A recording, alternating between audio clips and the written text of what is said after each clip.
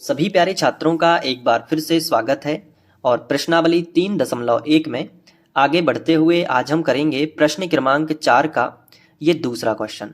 तो बहुत अच्छे से हल करना सीखेंगे, बस ध्यान से देखते रहना। सवाल दिया गया है कि निम्न रैखिक समीकरणों के युग्मों में से कौन से युग्म संगत या असंगत हैं। यदि संगत हैं तो ग्राफीय विधि से हल ज्ञात करिए। मतलब यहाँ पे आपको दो समीकरण दिए गए हैं, इन दोनों समीकरणों के बारे में बताना है कि वो संगत हैं या फिर असंगत हैं। तो कैसे करेंगे, देखो पहला स्टेप हमारा रहेगा कि ये जो दोनों समीकरण हैं इनकी तुलना हम करेंगे अपने व्यापक समीकरण से। ये कौन से समीकरण कहलाते हैं? व्यापक समीकरण। इससे क्या फायदा होगा, जब हम दोनों समीकरणों की तुलना अपने व्यापक समीकरण से करेंगे तो हमें a1 का मान पता चल जाएगा, b1 का मान पता चल जाएगा और c1 का मान पता चल जाएगा। इसके साथ साथ हमें a2 का मान पता चल जाएगा, b2 का मान पता चल जाएगा और c2 का मान पता चल जाएगा।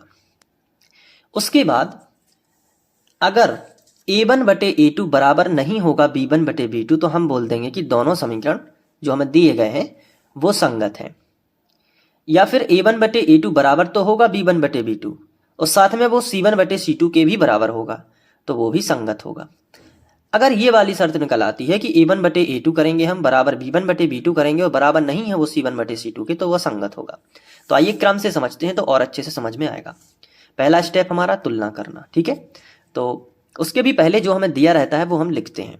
तो लिखेंगे दिए गए समीकरण युग्म या दिए गए रैखिक समीकरण युग्म। तो इतना आपको सबसे पहले लिखना है, बोलो लिख लोगे ना।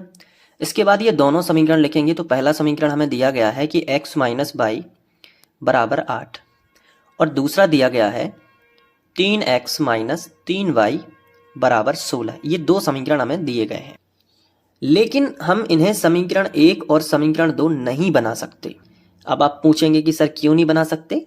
देखो उसके पीछे का रीजन ये है, देख रहे हैं ना आप दोनों समीकरणों को। हमें इन दोनों समीकरणों की तुलना किससे करनी है? व्यापक समीकरण से। और व्यापक समीकरण के बराबर में तो क्या होता है? 0।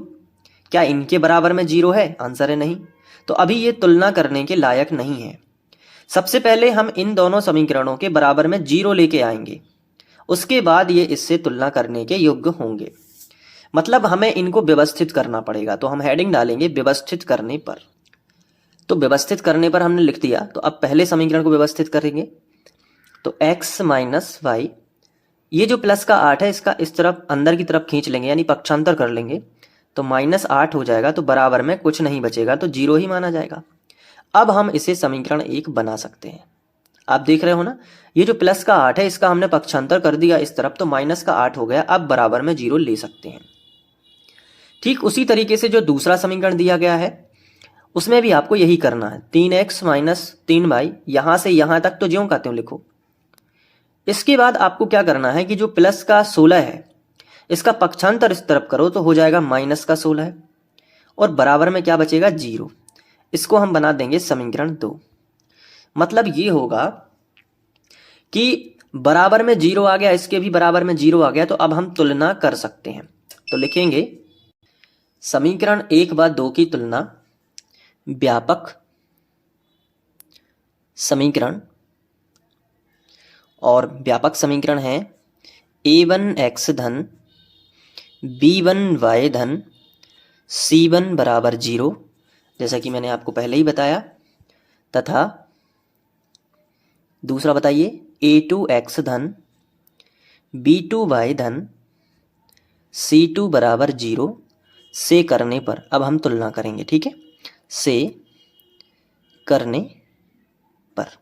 अब तुलना करी है तो क्या हो सकता है? यहाँ मिलेगा a1 का मान बराबर, यहाँ मिलेगा b1 का मान बराबर और यहाँ मिलेगा c1 का मान बराबर। ठीक उसी तरीके से नीचे मिलेगा a2 का मान बराबर, यहाँ मिलेगा b2 का मान बराबर और यहाँ मिलेगा c2 का मान। ठीक है, अब a1, b1 और c1 तीनों के मान मिलेंगे समीकरण 1 से। तो x का जो गुणांक होता है वो a1 का मान है, जो y का गुणांक होता है वो b1 का मान है और जो अचर पद होता है वो c1 का है। तो x का गुणांक क्या है बताओ? तो आप कहोगे सर कुछ लिखा ही नहीं है। देखो जब कुछ ना लिखा हो तो 1 माना जाता है, तो a1 का गुणांक माना जाएगा 1। B1 का आप कहोगे सर बाई के आगे भी कुछ नहीं लिखा, तो वहां भी 1 माना जाएगा, लेकिन माइनस है ना साथ में, तो -1 होगा B1। और C1 -8। ठीक है। A2 बता दो, A2 कितना होगा, x का गुणांक कितना है 3, तो A2 होगा 3। B2 कितना होगा -3, B2 कितना होगा -3, और C2 कितना होगा -16। तो ये आपको यहां तक बन जाएगा ना, यहां तक तो आप कर लोगे। अब क्या करना है, A1 बटे A2 निकालना है, तो आप लिखोगे कि A1 बटे A2 कितना होगा 1 बटे 3। ठीक है। अब इसका अनुपात निकाल दो, इसका और इसका। अब हम B1 बटे B2 निकालेंगे, तो B1 बटे B2 वो कितना आएगा, -1 बटे -3, तो यहाँ पे लिखा -1 और यहाँ पे लिख दिया -3। माइनस से माइनस ऊपर नीचे का कट गया, तो 1 बटे 3 आ गया। तो देखो A1 बटे A2 का जो मान है वही B1 बटे B2 का है।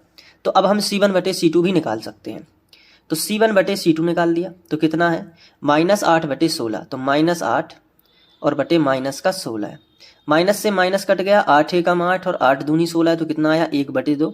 देखो ये बराबर नहीं आया, तो कह सकते हैं कि ये दोनों बराबर हैं, लेकिन ये बराबर नहीं है, तो हम लिखेंगे कि यहाँ 1 बटे 3 तो बराबर है 1 बटे 3 के, लेकिन वो बराबर नहीं है 1 बटे 2 के। ठीक है।